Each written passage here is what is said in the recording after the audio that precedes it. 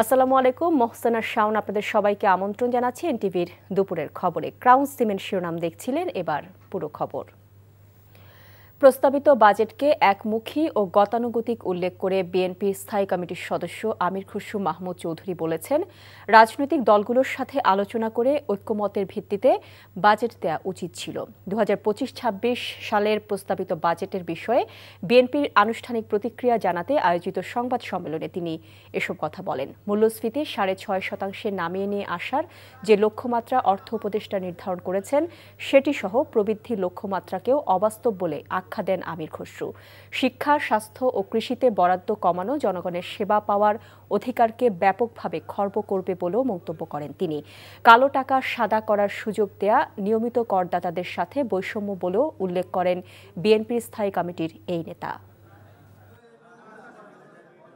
আমরা প্রত্যাশা করেছিলাম অন্তর্বর্তীকালীন সরকার আন্দোলনকারী রাজনৈতিক দলের সাথে আলোচনা করে ন্যূনতম জাতীয় ঐক্যমত্য স্থাপনের মাধ্যমে বাজেট প্রণয়ন করবে, যেহেতু সংসদ নাই, নির্বাচিত সরকার নাই।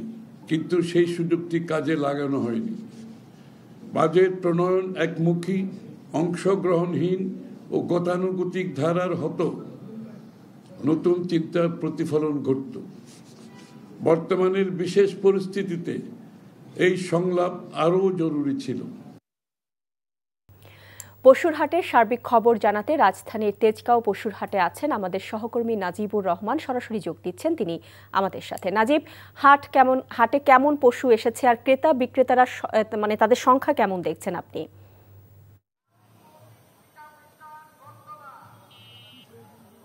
শাওন, রাজধানীর পশুর হাটগুলো কিন্তু ধীরে ধীরে জমে উঠতে শুরু করেছে, অর্থাৎ ক্রেতাদের উপস্থিতি অনেকটাই বেড়েছে আগের তুলনায়।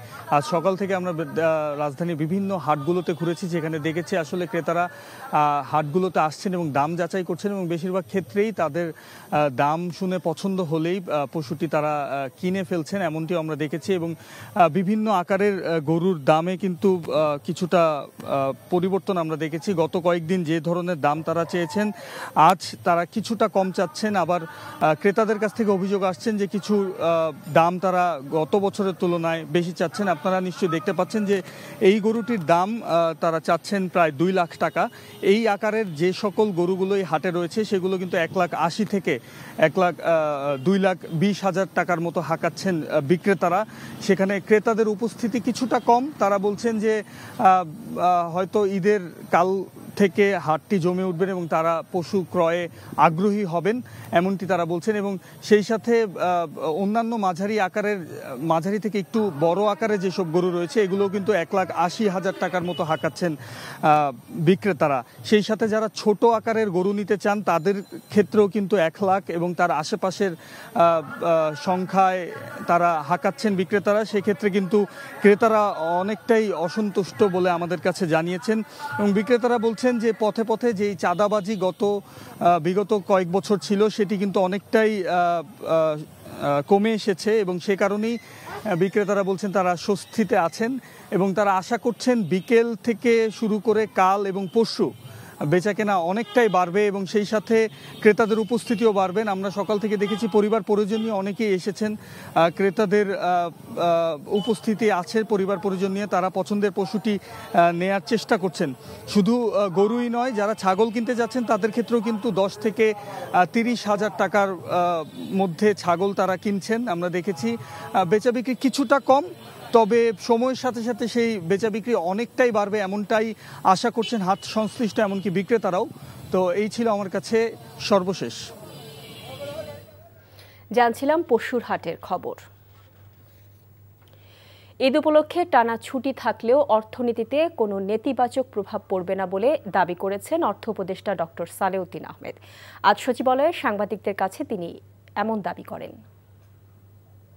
শিবির হওয়ার কোনো ইস্যু নাই, ব্যবসায়ীরা তাদের মতো ব্যবসা করবে। ব্যাংক, বাংলাদেশ ব্যাংক অলরেডি বলেছে কোন দিন ব্যাংক খোলা থাকবে এবং গরুর হাটে কীভাবে তার প্রভিশন ইস্যু করবে।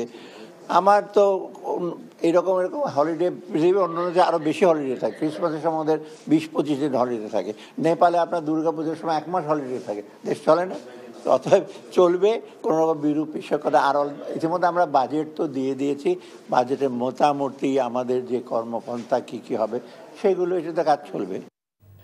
বঙ্গবন্ধু শেখ মুজিবুর রহমান সহ জাতীয় 4 নেতা মুক্তিযোদ্ধা বলে জানিয়েছেন মুক্তিযুদ্ধ বিষয়ক উপদেষ্টা ফারুক আজম। গতরাতে জারি করা মন্ত্রণালয়ের একটি প্রজ্ঞাপনের বিষয়ে বিভিন্ন গণমাধ্যমে প্রকাশিত সংবাদে প্রতিক্রিয়ায় তিনি একথা জানান। মুজিবনগর সরকার ও উক্ত সরকার কর্তৃক স্বীকৃত অন্যান্য বাহিনী তারা সবাই মুক্তিযোদ্ধা হবে। তার মানে মুজিবনগর সরকার ইটসেলফ এবং তার দ্বারাই স্বীকৃত অন্যান্য সকল বাহিনী ও বাহিনী যারা সশস্ত্রভাবে যুদ্ধ করেছে তারা সবাই মুক্তিযোদ্ধা হবে। এটাই তাহলে মুজিবনগর সরকারের মধ্যে কে ছিলেন? শেখ মুজিবুর রহমান ছিলেন, সৈয়দ নজরুল ইসলাম সাহেব ছিলেন, তাজউদ্দিন সাহেব ছিলেন, নজর আলী সাহেব ছিলেন, কামরুজ্জামান সাহেব ছিলেন, খন্দকার মুস্তাক সাহেব ছিলেন। এরা সবাই মুক্তিযোদ্ধা। এই যুদ্ধটা এই সরকারটা পরিচালনা করেছে। এই সরকারের লেজিটিমেসির বাইরে কাউকে স্বীকৃতি দেওয়া হয়। বিগত সরকারের আমলে বিদ্যুৎ ও জ্বালানি খাতের দুর্নীতিকে সংশ্লিষ্ট মন্ত্রণালয় উৎসাহিত করছে এবং তা ভয়াবহ প্রহসন বলে মন্তব্য করেছে consumers association of Bangladesh cab.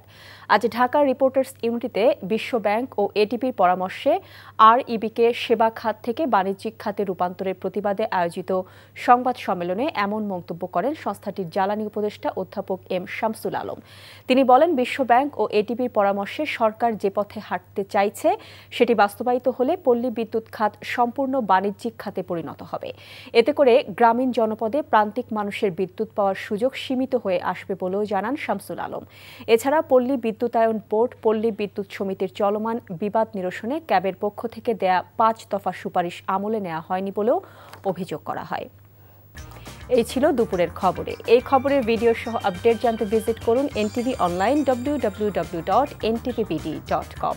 এছাড়াও NTVর জনপ্রিয় সব অনুষ্ঠান ও খবরের আপডেট জানতে ভিজিট করুন আমাদের ইউটিউব ও ভেরিফাইড ফেসবুক পেজ। 5টায় দেশের খবর দেখার আমন্ত্রণ রইল।